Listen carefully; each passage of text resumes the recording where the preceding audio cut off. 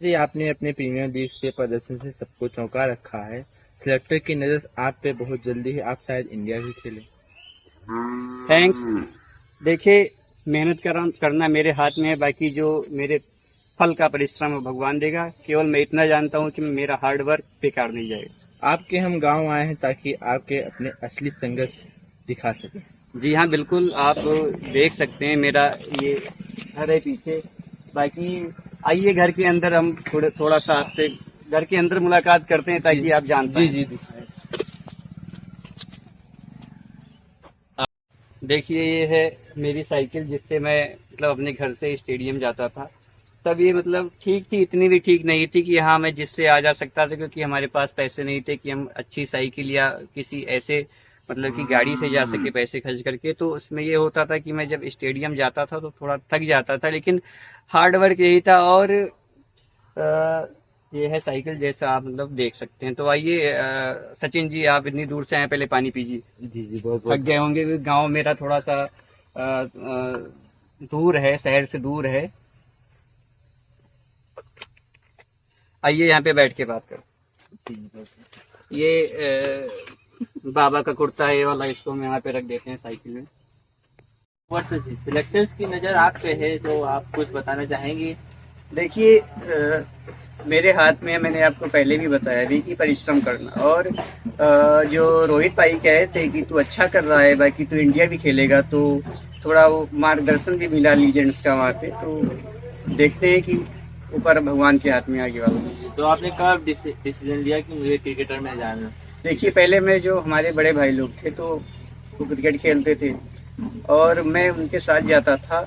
Boundary पे हमें मतलब कि वो मुझे खिलाते नहीं थे, मैं बाउंड्री पे जाता था, बॉल उठा के देता था।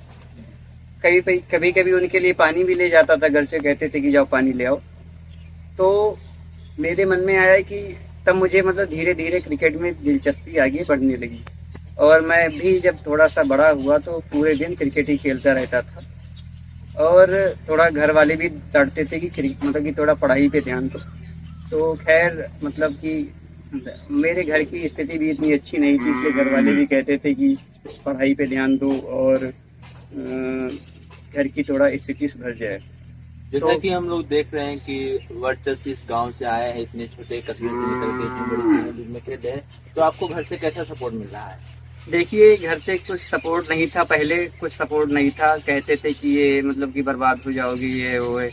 मेरे घर की स्थिति आप देख सकते हैं, हम लोग इसी में काफ़ी, ये पहले वाला घर है हमारा, बाद वाला घर भी हम आपको दिखाएंगे। तो इसी में हम लोग खाते थे, लेटते थे, मैं और मेरा भाई जो था छोटा भाई, वो इसी में हम दोनों लोग लेटते थे। बाकी रिश्तेदार भी ताना मारते थे कि ये दिन भर क्रिकेट खेलते रहते हैं, ये मतलब कि ये मिट जाएंगे, बर्बाद हो जाएंगे। लेकिन जो असली संघर्ष होता है वो कोई नहीं देखता है। और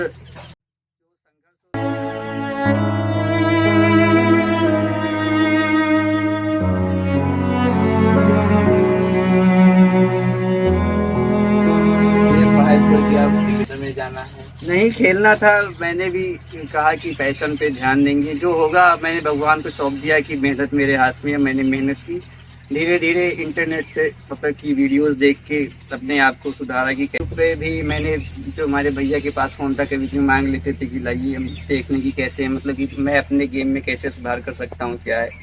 तो यही, बाकी सारी चीज़ें यही है कि जब आप सफल हो जाते हैं तो वही लोग आपकी प्रशंसा करते हैं, नहीं तो जब आप असफल रहते हैं तो वही बुराई करते थे कि मतलब बुराई करते हैं कि मैंने तो कहा था तो कुछ नहीं कर पाएगा, बर्बाद हो जाएगा, तो हो गया बर्बाद।